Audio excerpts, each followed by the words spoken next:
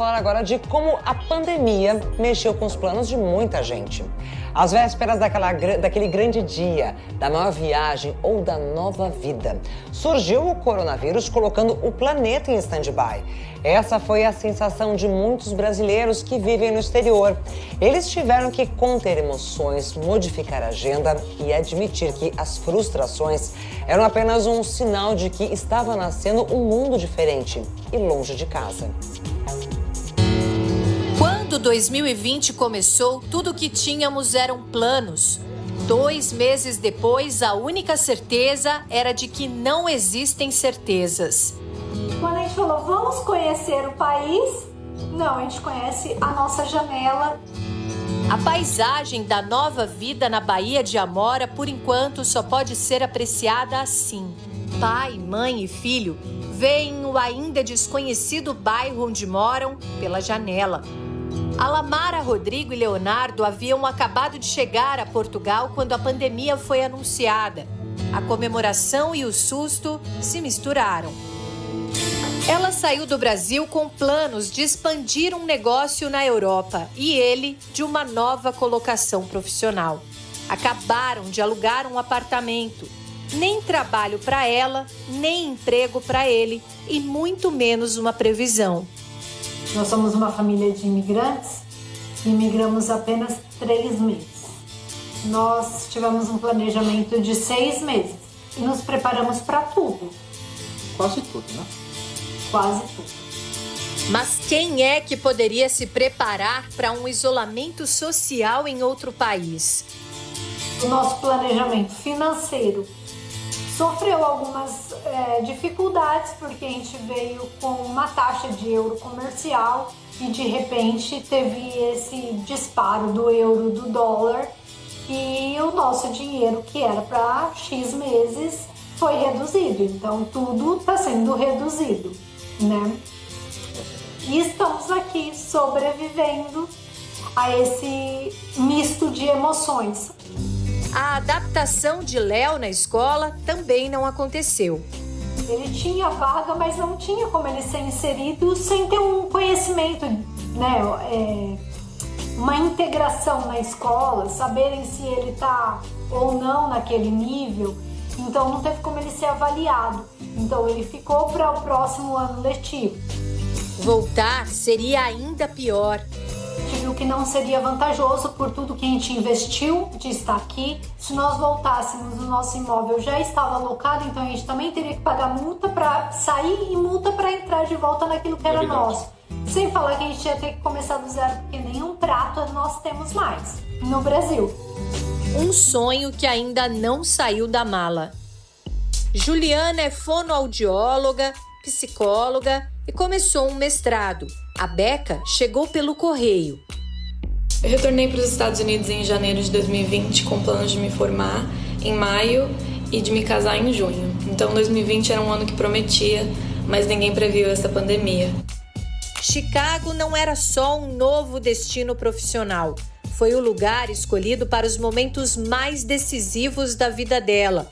Eu acabei tendo que me mudar do alojamento da faculdade, onde a maioria dos alunos moravam, para a casa dos pais do meu noivo, onde eu me formei à distância, com uma cerimônia online e a promessa de uma cerimônia presencial em dezembro. O meu casamento, que ia ser em junho, teve que ser postergado para o final de julho, por causa dos riscos, que a aglomeração de pessoas traz. Então, os meus familiares no Brasil mudaram os voos deles, fizeram alterações nos dias de férias que eles têm do trabalho, e eu aqui conversei com fornecedores e fiz novos contratos para me certificar de que eles poderiam nos servir na data nova. A nova data foi marcada, mas a agenda do mundo ainda é instável. Eu tenho parentes que tiraram visto para estar conosco e agora a gente corre o risco de ter que fazer uma cerimônia longe dos meus pais, do meu irmão, tios e primos, que são familiares muito próximos. Como a brasileira fez um pedido de residência permanente nos Estados Unidos, não pode sair do país até receber a documentação. E mesmo que pudesse, as fronteiras se fecharam. O reencontro com a família brasileira para celebrar formatura e casamento é uma incerteza. Rogério e Camila, um geógrafo e uma enfermeira. Eles abandonaram os empregos, venderam um pequeno negócio que tinham no Brasil e decidiram investir anos de trabalho no sonho de uma volta ao mundo. Nós, em 2016, começamos um projeto de uma longa viagem de volta ao mundo, de pelo menos 2 anos. Então, nós começamos a fazer um planejamento, foi um planejamento de pouco mais de 2 anos, para poder fazer a realização desse sonho, para poder concretizar esse sonho. Nós exploramos a África por 15 meses, fizemos uma travessia conhecida como Cape to Cairo, começamos na África do Sul, passamos por 13 países até chegar ao Egito. Até que o roteiro foi interrompido pela pandemia. O casal voltou do Cairo num voo de repatriação. Por exemplo, nós não conseguimos nem visitar as pirâmides, as famosas pirâmides. Então ali nós percebemos que deveríamos mudar os planos, só que naquele momento nós não tínhamos nem como sair do Egito, já que as fronteiras estavam fechadas. Foi aí que nós entramos na lista organizada pela Embaixada Brasileira no Egito para um voo de repatriação. Eles nem imaginam quando poderão embarcar de novo. Como nós nos planejamos para ficar durante muito tempo na estrada, então a gente fica aqui numa situação de transição.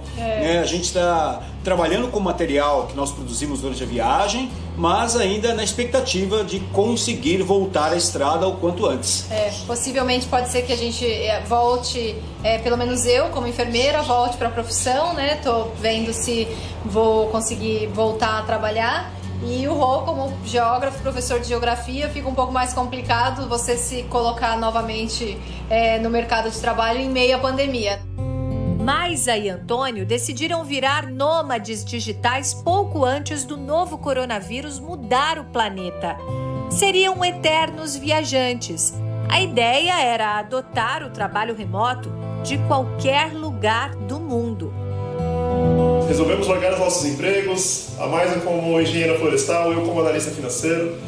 Largamos nossos empregos para realizar os nossos sonhos, que seria durante a nossa lua de mel.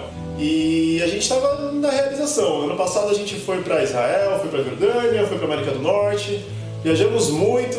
E quando a gente chegou aqui no Brasil no final do ano para poder tirar o visto para ir para a Ásia, no caso o visto seria inclusive para a China. Foi bem na época, em janeiro, que começou os rumores e começou realmente as notícias sobre a Covid-19 em Wuhan. Eles vieram ao Brasil apenas para as festas de fim de ano. Turistas em tempo integral que permanecem em solo baiano quando o projeto era estar na China.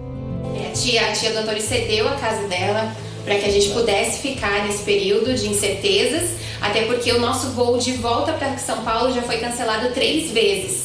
Então a gente também não consegue voltar para São Paulo. E uma viagem que era para durar 3 semanas já está durando 3 meses. E a gente não sabe. A gente também não sabe até quando a gente vai ficar aqui, em que momento a gente vai poder buscar por trabalho, buscar por alternativas para que a gente consiga ter fontes de renda para que a gente consiga viver, porque a gente está consumindo completamente da nossa reserva. Na Austrália, mais um casal de brasileiros num momento marcante da vida. Dom está chegando. Grávida de 9 meses, a bancária e o músico esperavam ansiosos pela visita da família, depois de muito tempo longe. E obviamente isso afetou a gente também. Muito. Porque a gente tinha visita dos familiares para quando o bebê chegasse agora em junho. Mamãe presente para receber o netinho. E infelizmente esses familiares agora só vêm quando puderem, né? E a gente também só visita o Brasil novamente quando pudermos. Então, por mais que a sensação de rotina vá aos poucos voltando ao normal, a gente está bem longe de voltar à normalidade de fato. E como eu falei, se é que essa normalidade algum dia voltará a ser a normalidade que a gente conhecia até o começo desse ano, né? A vovó Dalva já estaria com eles para ajudar nos primeiros cuidados do segundo filho. Viagem cancelada na reta final da gestação. Eu fiquei um pouco desesperada, falei, meu Deus, vai ser super triste. O músico com mais tempo em casa perdeu parte dos trabalhos, mas ganhou novos ensaios.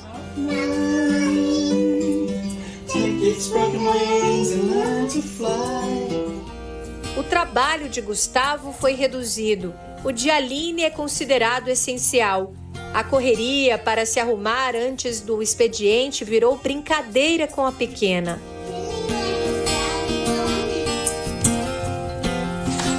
Agora, mais do que nunca, são só os 3 e logo logo 4. O chá de bebê do Dom virou uma festa drive. Amigos que estariam reunidos passaram de carro deixando fraldas e presentes. A preparação para o parto virou um momento de ginástica com a filha. Para ele, o que mudou mesmo foi o jeitinho de lavar as mãos. E a unha? Como é que faz a unha? Para mim, a palavra dessa quarentena é reinventar e reunir. Os ensaios fotográficos agendados tiveram de ser assim. Brasileiros que subitamente entenderam. Lar é onde a gente se sente em casa. O plano mais infalível é sempre o improviso. E tudo que nos resta é fazer o que podemos. Afinal, o mundo pós-Covid-19 nunca mais será o mesmo, nem nós mesmos, em qualquer lugar do globo.